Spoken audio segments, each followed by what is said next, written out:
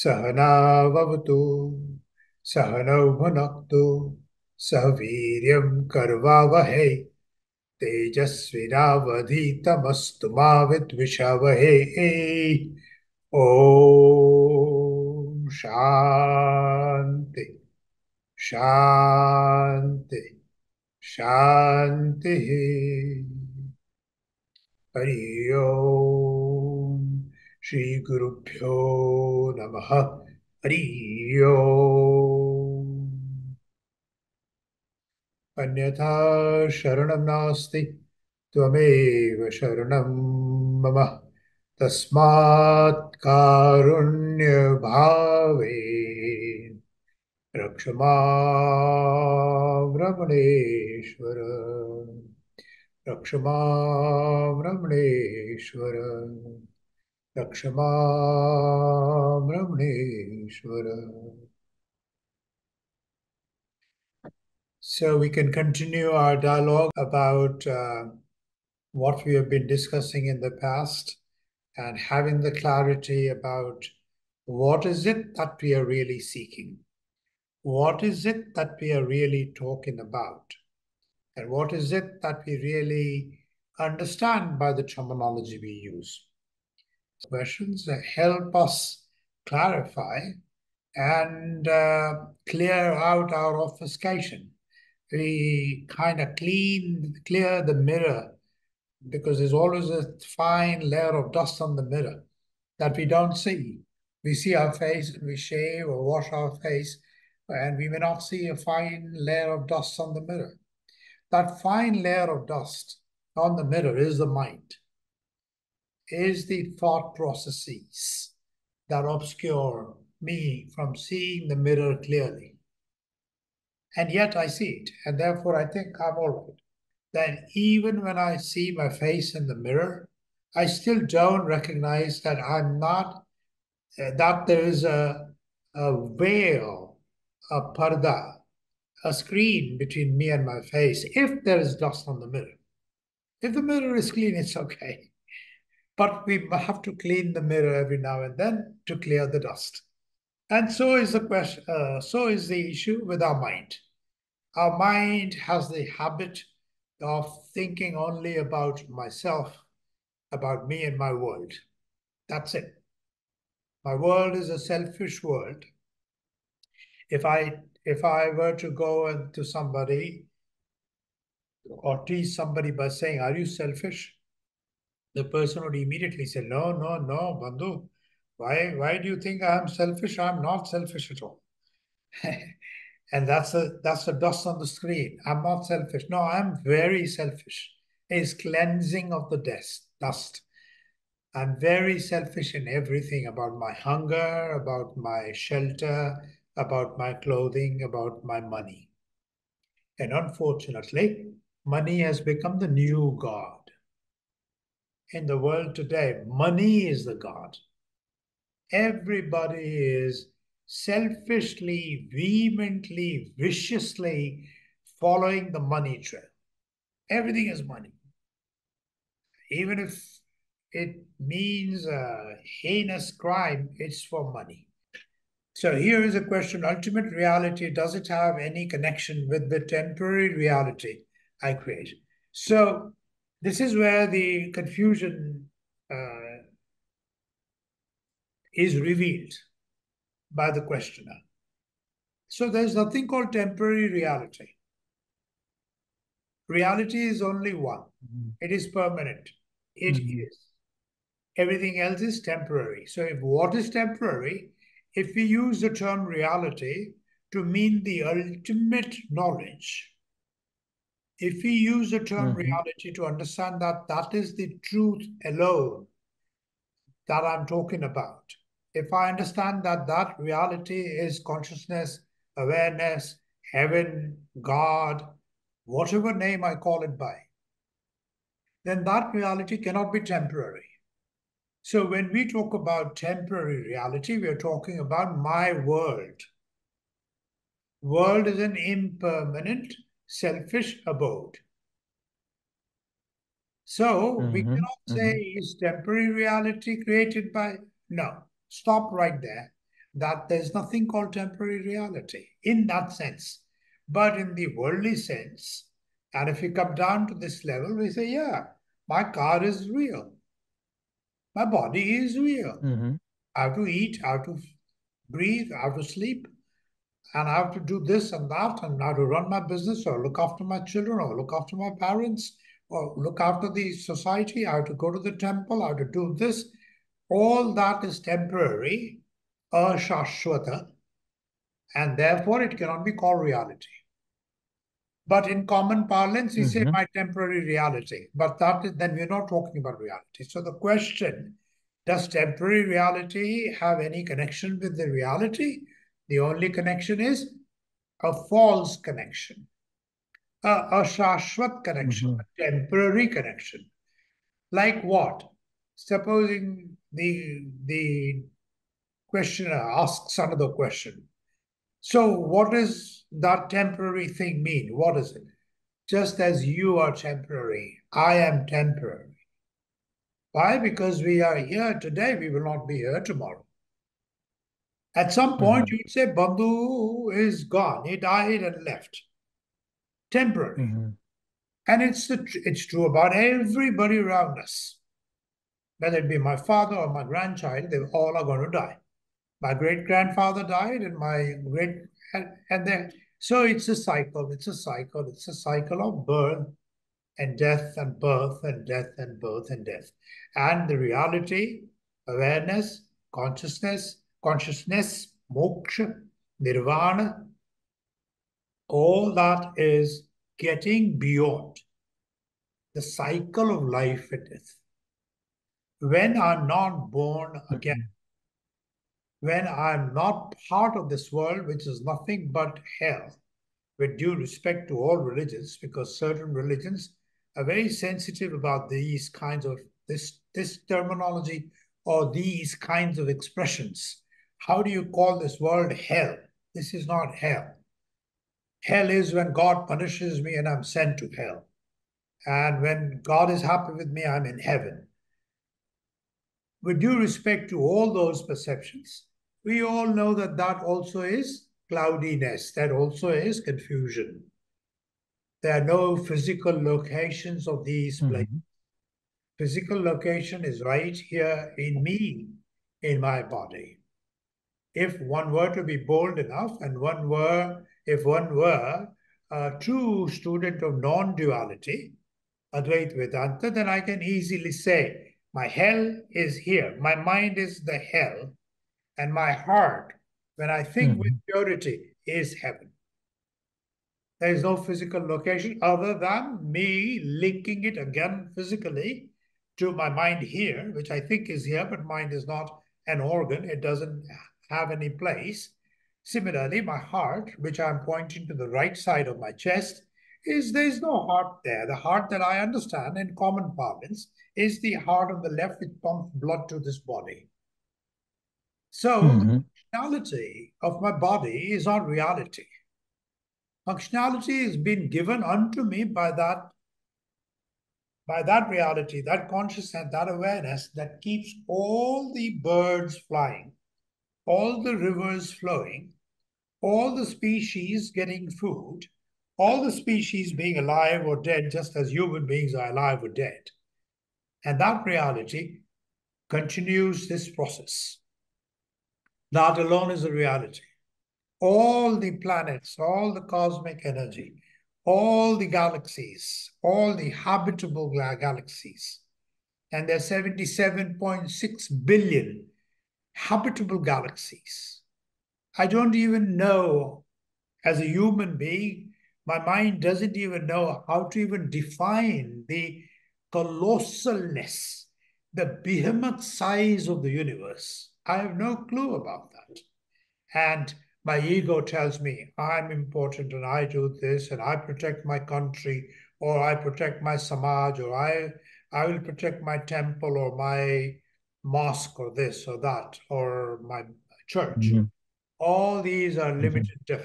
limited definitions when we talk about the ultimate reality. So absorb everybody that there is no temporary reality. What I consider a temporary reality is unreal. Thank you for the answer of this question. I almost forgot that one, forgotten that one. But Yeah. anyway, from the viewpoint of the ultimate reality, yeah, it is by nature, it is false. The temporary, the nature of this.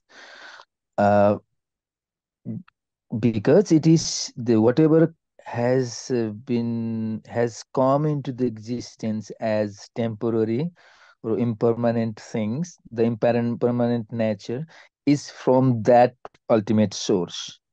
So I what I feel is that there there there is also some sort of beauty or some sort of things flowing even in impermanent nature of things, although they are impermanent, but it has its own naturalness. It has its own way of doing or going or flowing, or ultimately it emerges, it dives into the ultimate reality, definitely. That But is, it's like a, yeah. yeah, but like a wave in the ocean, when the wave comes, Hmm. and then it has its own function. I mean, temporarily, Yeah. it's I'm not looking from the ultimate reality now, I'm going to the temporariness. Mhm. So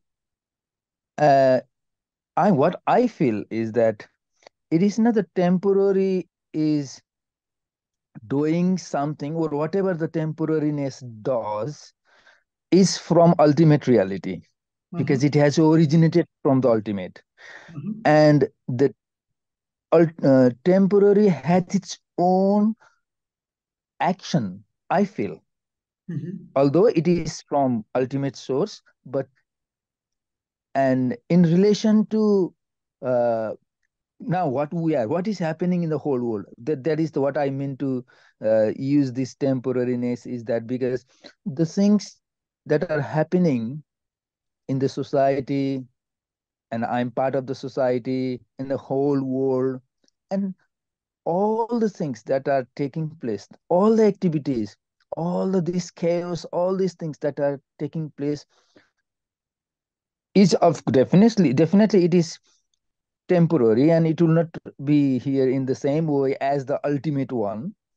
But why that ultimate reality, does that ultimate reality has some sort of sense, that some sort of meaning to this temporary nature, or it is the temporary nature itself has created this chaos? Okay, so I got the So point. So I got it. it's because of faults. That's why people are, because it's false, or it is So, illusion. But so, people are doing the things. Yeah. Okay. yeah. So the thing to ponder about is the question goes to the ultimate and the question, which is uh, which has existed in these kind of discussions and satsangs. And I will almost call it a primordial query, primordial thing that has existed in dialogues of many Upanishads. How did the world get created then? If it is unreal, why did it get created? Why did God Hmm. create the world? That's the question. Why is it? And the only answer, and there's no real clear answer to this, but the answer is, which we can relate to, is that there was a desire. If you go Hmm. back to the basic definitions, Brahma, the creator, Brahman, the soul which has been liberated. Brahman is the all-pervading reality. So there was a desire that was left, or there was a desire that got created.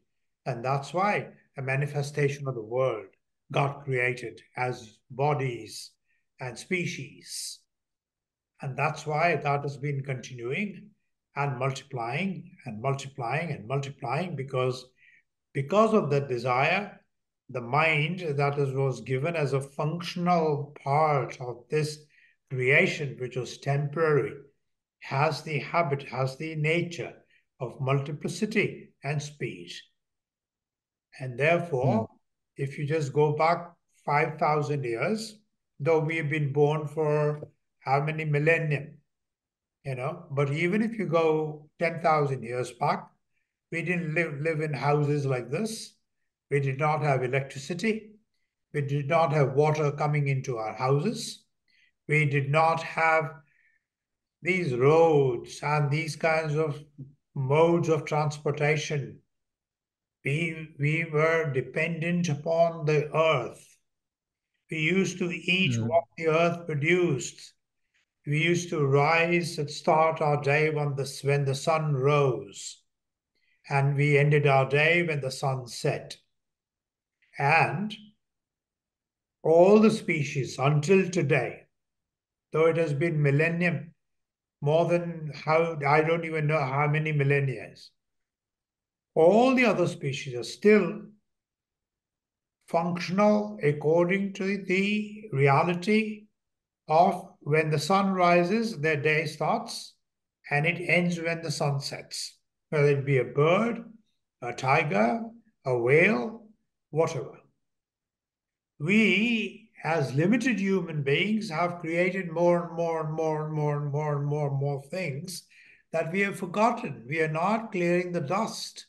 That these buildings, these roads, there were no cities, there were no towns, there were no countries, there were no boundaries. Even the boundaries change. Even the countries' locations change. Boundaries change, countries change, religions change. We don't even know all the names of all the ancient religions that our great-grandfathers, great-grandfathers, great-grandfathers, great-grandfathers, great-grandfathers practiced. We don't even know if they were a Hindu or a Muslim or a Christian or Judaic. We don't know.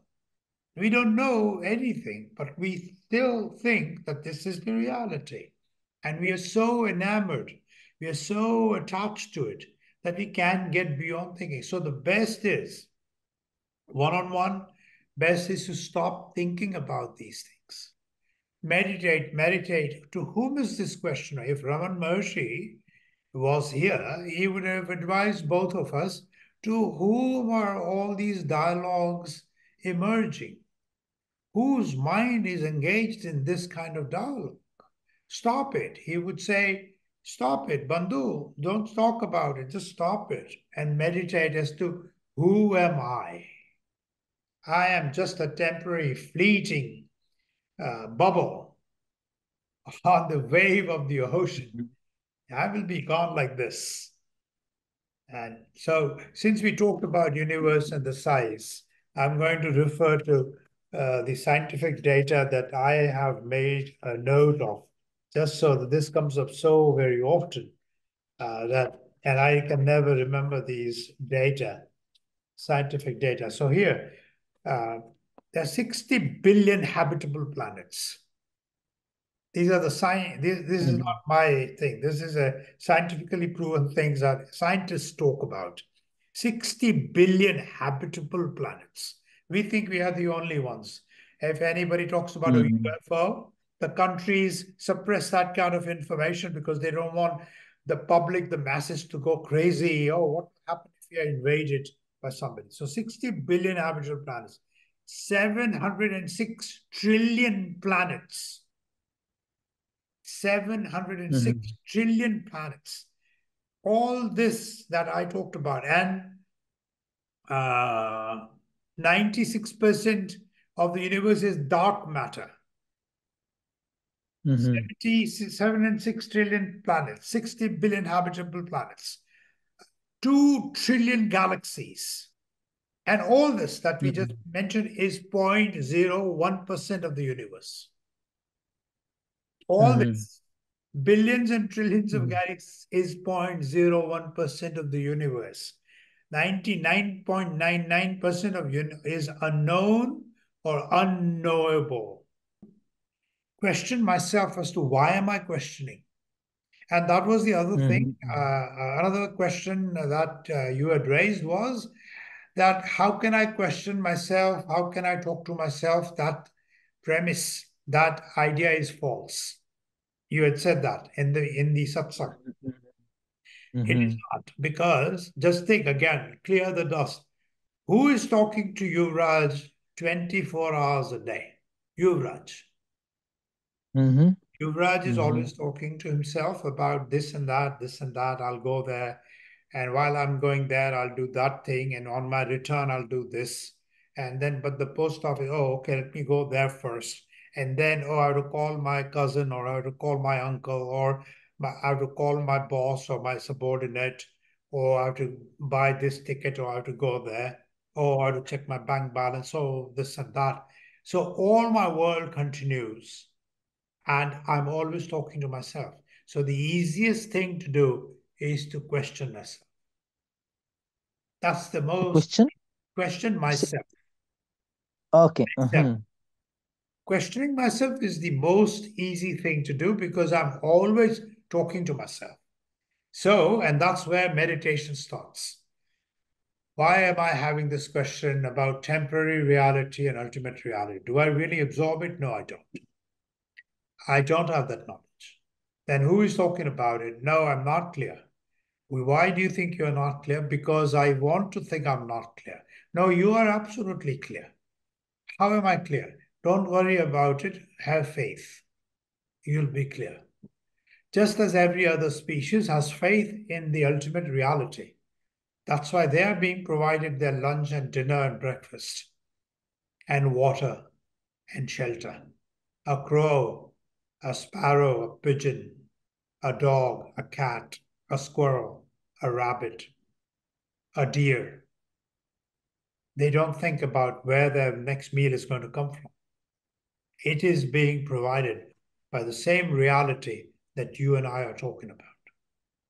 We are the ones who have gone away from that reality. We are the worst species on the planet, the worst. We are the pervaders. We are the parasites of every other living creature. We are plundering the land. We are killing this and that. We are taking out a shark fin. People enjoy shark fin. Those who are non-vegetarians, they eat shark fin. What do? We cut them off and throw them back in the water. Can you? Yeah. So we are the worst. Yes. So in animal kingdoms, we are the worst so far. We are the worst, yes. And this will be the last sentence, and we will say byes after this. If we put our burden, all the things that you just now mentioned, that my problems and all that, if you put all those problems at the feet of your faith, at the feet of your Lord, at the feet of your Guru, at the feet of your God, your Bhagwan, whosoever that may be, Buddha or Ramana Maharshi or Christ, or doesn't matter. If you put all those burdens and believe in that, abide by that, and become a divine person by saying, God will take care of me. Everything shall be provided to you. You will not be provided opulence or grandeur. You will not be provided supersonic jets and expensive cars and big palaces. But you shall be provided food and shelter just like any other species. With that, thanks a lot. I'll just say one sloka written by Bhagwan about reality is Ekamaksharam Ridi Nirantaram Bhasite Swayam Likhyate Katham. That reality reveals itself. How can it be written about? Hari Om. Jai Arunachala. Hari Om. Hari Om. We'll meet again. Bye-bye. Hari Om. Bye-bye. Thank you. Thank Jai you. Arunachala. Jai Thank you very much. Yes, namaskar. Jai Arunachala.